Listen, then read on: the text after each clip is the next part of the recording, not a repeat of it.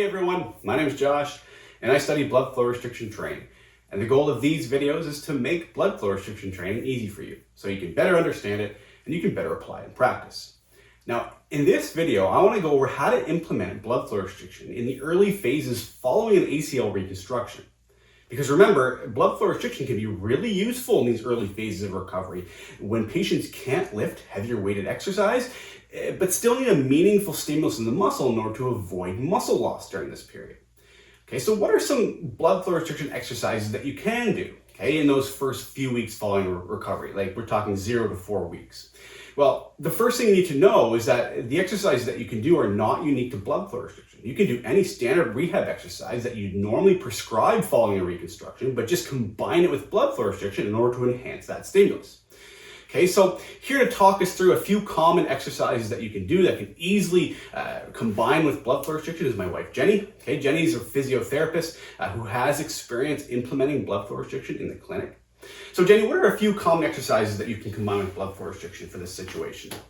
So with your ACL reconstructive surgeries, you're going to have patients come in fairly quickly after surgery, and they usually come with a protocol from their surgeon outlining what they should be doing in that time period. A couple of the most common are going to be the active straight leg raise and quads over roll. Almost everyone gets those. So we're going to demonstrate how to use the blood flow restriction in those exercises. So I'm going to have Josh get set up with the quads over roll first. We have our cuff in place here now for him, and we've got it pumped up to the desired restriction. We get him over the roll, and I'm going to instruct him through his sets and reps. So Josh, you can go ahead and start squeezing the quad. That's your cue for your patient, is squeeze the quadriceps to lift the heel off the bed to straighten the knee. As long as this is comfortable for the patient, the blood flow restriction shouldn't add any more discomfort to this. They should be able to do this fairly easily. I'm going to ask him to do 30 reps in the first set. Then he's going to take 30 seconds of rest. And then I'm going to have him do 15 reps for 3 sets to follow.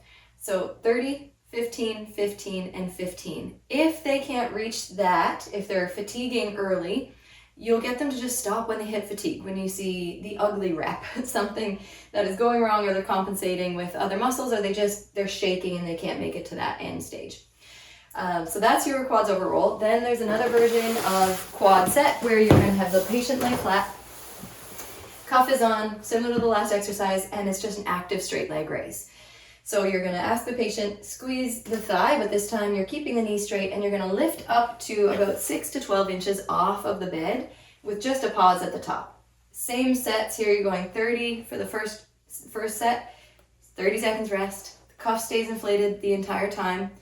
The cuff goes off between exercises. So once Josh has finished his all 4 sets, I would deflate the cuff. You can stop, that's good. So once you're completely done of all of your sets, you deflate your cuff, and you could do your manual therapy, you could do biking, or whatever kind of exercises you're wanting to do without the cuff on is fine. But if you want to do more than one exercise with the cuff on, I would break those up. So exercise with the cuff, something in between, put the cuff back on, and exercise with the cuff. Great, thanks Jenny.